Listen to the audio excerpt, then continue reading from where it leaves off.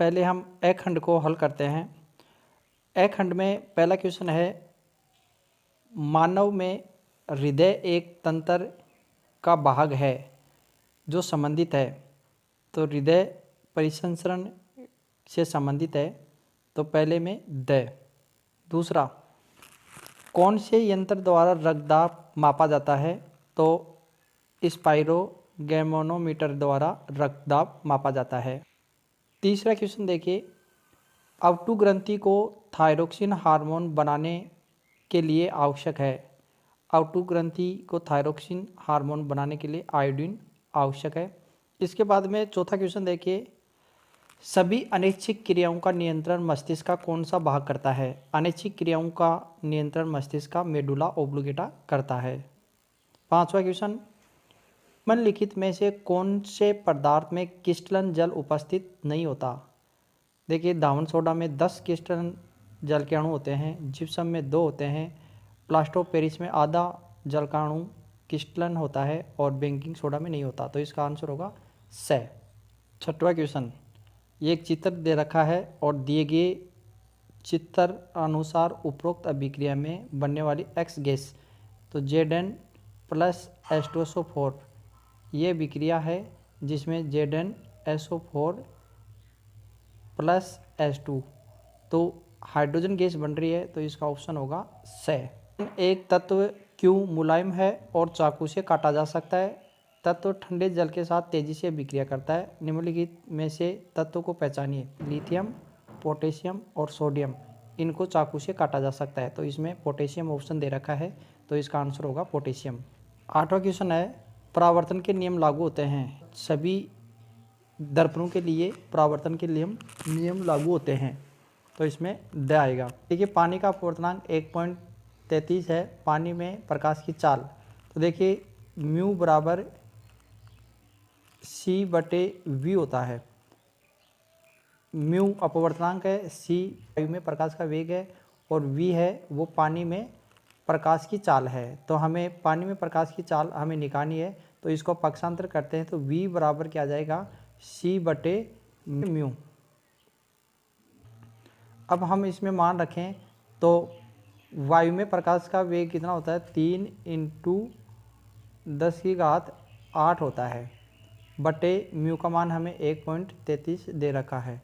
इसको हल करेंगे तो हमारे पास लगभग जो आएगा वो मान आएगा 2.26 × 10⁸ मीटर प्रति सेकंड।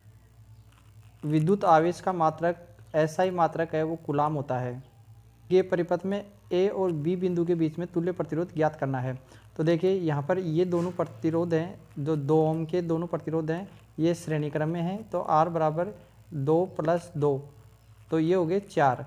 अब ये दोनों 4 हो गए और ये 4 है, तो हम अब ये जो नया चित्र बनता है वो इस प्रकार बनता है कि ये दोनों जो प्रतिरोध हैं वो 4-4 ओम के हैं, प्रतिरोध हैं वो पार्श्व क्रम में संयोजित हो चुके हैं। अब पार्श्व क्रम का सूत्र होता है 1/R बराबर 1/R1 प्लस 1/R2।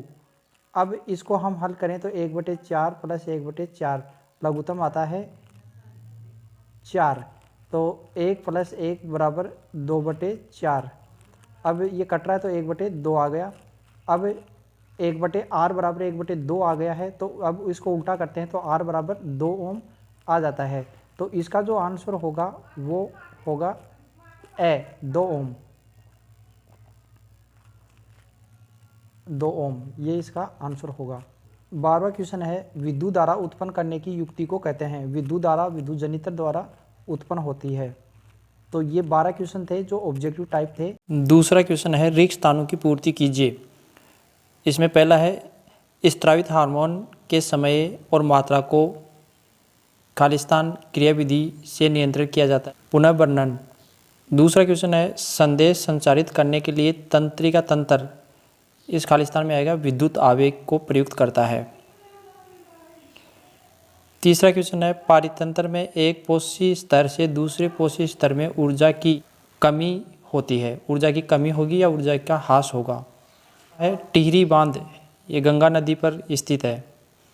प्रतिबिंब दूरी V तथा बिंब दूरी U का अनुपात लेंस आवर्धन को व्यक्त करता है। लेंस आवर्धन m बराबर v/u लिखा जाता है, जो कि इसका अनुपात है वो आवर्धन कहलाता है।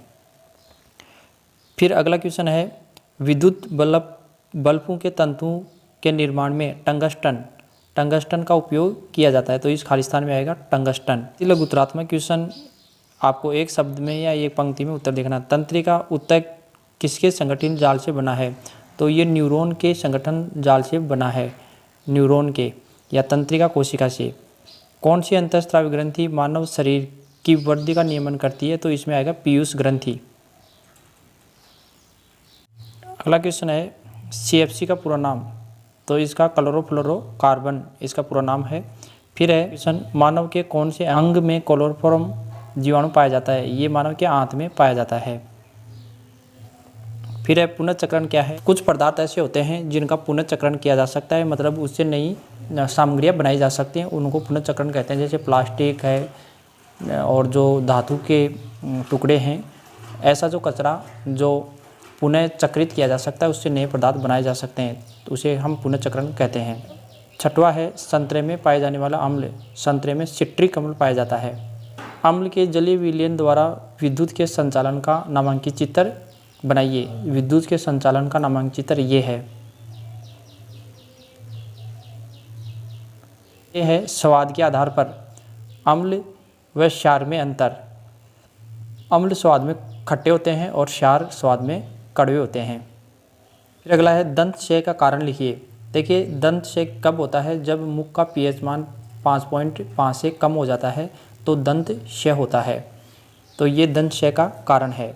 देखिए दोस्तों, ये जितने भी क्वेश्चन हैं, लगभग क्वेश्चन मैंने आपको प्री बोर्ड एग्जाम लिया था, उसमें इंपॉर्टेंट क्वेश्चन का वीडियो डाला था, उसमें ये क्वेश्चन सारे क्वेश्चन आपको मिल जाएंगे।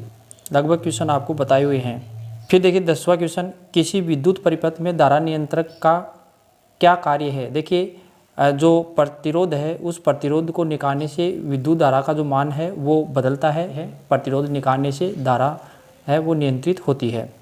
अगला क्वेश्चन है, प्रत्यावर्ती धारा और दिष्ट धारा में अंतर। देखिए, प्रत्यावर्ती धारा है वो प्रति सेकंड उसकी दिशा बदलती है, उसको प्रत्यावर्ती धारा कहते हैं।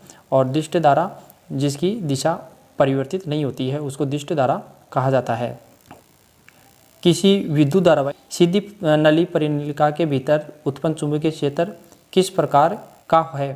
तो किसी भी धारावाही लंबी परिनालिका के भीतर जो चुंबकीय क्षेत्र है वो समान होता है, लगभग सभी जगह पर समान होगा परिनालिका के अंदर। बैकहैंड, इसमें पहला क्वेश्चन देखिए, जैव विकास प्रक्रम में जीवाश्म की क्या भूमिका है? देखें, जीवाश्मों का जब हम अध्ययन करते हैं तो जैव विकास का जो क्रम है वो उसका पता लगता है, और जीवों का विकास किस क्रम में होता है और किस प्रकार हुआ है इसके बारे में हमें पता लगता है। जीवाश्म से हमें जैव विकास के प्रमाण प्राप्त होते हैं। वर्तमान में जीवों का जो विकास है वो किस प्रकार हुआ है उसके बारे में हमें जीवाश्म से पता लगता है। मानव में दोहरा परिसंचरण क्यों आवश्यक है? मेंढक और छिपकली के समजात अंगों का चित्र ये है। फिर अगला है, पारितंत्र में उत्पादक और उपभोक्ता किसे कहते हैं? देखिए, जो हरे पादप होते हैं उनको उत्पादक कहते हैं, और हरे पादपों को पोषण के लिए ग्रहण करने वाले सभी जंतु या जीव हैं उनको उपभोक्ता कहा जाता है। फिर है, लोह धातु पर भाप की क्रिया का नामांकित चित्र। तो लोह धातु पर भाप की क्रिया का जो चित्र है वो इस प्रकार है। ये क्वेश्चन भी मैंने आपको प्री बोर्ड में दिया था, और ऊपर वाला क्वेश्चन भी प्री बोर्ड में दिया था आपको। फिर अगला क्वेश्चन है, लवण के विलयन की चालकता की जांच का नामांकित चित्र। जांच करने का जो चित्र है वो ये है। अगला क्वेश्चन है, मैग्नीशियम रिबन का वायु के दहन कर वाच ग्लास में इसके होने वाले उत्पाद का नाम सहित नामांकित चित्र बनाइए। देखिए, मैग्नीशियम का जो रिबन है उसको वायु में दहन करने पर मैग्नीशियम ऑक्साइड बनता है। जो वाच ग्लास होगा उसमें मैग्नीशियम ऑक्साइड होगा, और इसका चित्र ये है। ये क्वेश्चन भी मैंने आपको कई बार बताया है, फिर अगला है ऊष्मा शोषी और ऊष्माक्षेपी अभिक्रियाओं को परिभाषित कीजिए। देखिए, वह रासायनिक अभिक्रिया जिसमें ऊष्मा का उत्सर्जन होता है उसको ऊष्माक्षेपी अभिक्रिया कहते हैं, और वह अभिक्रिया जिसमें ऊष्मा का अवशोषण होता है उसको ऊष्मा शोषी अभिक्रिया कहते हैं। ये क्वेश्चन भी मैंने आपको बताया है।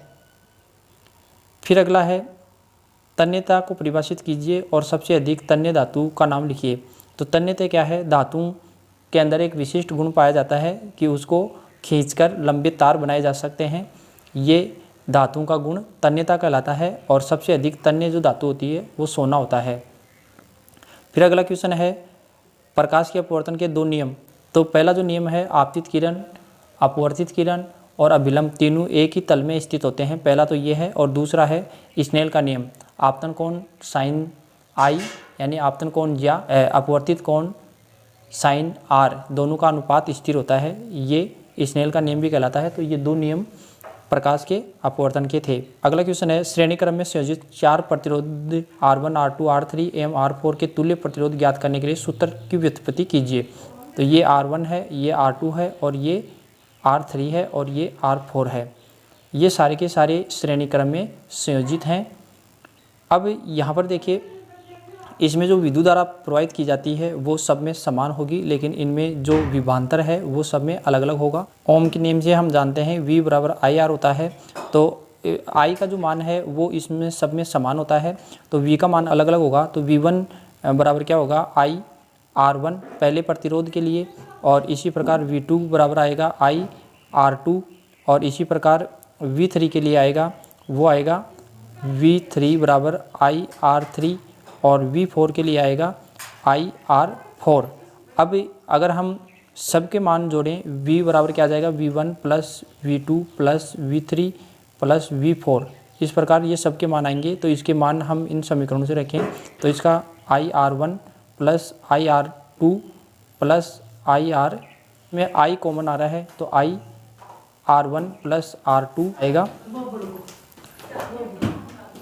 अब यहाँ पर ये किसके बराबर आया है? V बराबर आया है, और V का मान भी हम लिख सकते हैं IR बराबर I से I कैंसिल होगा इधर वाला, तो R बराबर हमारे पास क्या आ जाएगा? R1 plus R2 plus R3। और ये जो मान है वो चारों प्रतिरोधों के लिए श्रेणी क्रम के लिए तुल्य प्रतिरोध है। एक 4 ओम प्रतिरोध में 10 एम्पियर धारा 2 सेकंड प्रवाहित करने पर उत्पन्न ऊष्मा की मात्रा ज्ञात कीजिए। देखिए, जो जूल तापन का जो नियम है वो क्या है? H बराबर I² RT, ये जूल तापन नियम है। हमें ऊष्मा की मात्रा ज्ञात करनी है, मतलब H ज्ञात करना है। तो इसमें मान रखें विद्युत धारा का जो मान है वो हमें 10 एम्पियर दे रखा है, तो 10 × 10 क्योंकि I² है। फिर हमें क्या दे रखा है? जो R का जो मान है वो हमें 4 ओम दे रखा है, तो 4 से गुणा करेंगे, और जो समय है वो हमें 2 सेकंड दे रखा है, तो 2 से हमने गुणा कर दिया। 800 जूल ये ऊष्मा हमारे पास आती है। परिनालिका क्या है? परिनालिका से विद्युत चुंबक कैसे प्राप्त करते हैं? किसी बेलन के ऊपर विद्युत रोधी तांबे के तार पास पास लपेटा जाता है तो उसको परिनालिका कहा जाता है। और परिनालिका के भीतर अगर हम कोई भी धातु जैसे एल्यूमिनियम या कच्चा लोहा हम रखकर उसको चुंबक बना सकते हैं। ये क्वेश्चन भी मैंने आपको जो प्री बोर्ड एग्ज़ाम ली थी उस प्री बोर्ड एग्ज़ाम में ये क्वेश्चन भी मैंने आपको दिया था, और इसका जो वीडियो मैंने पहले से ही डाल रखा है, और जो इम्पोर्टेंट क्वेश्चन आपको दिए गए थे उन क्वेश्चनों के अंदर भी ये क्वेश्चन मैंने आपको दिया था।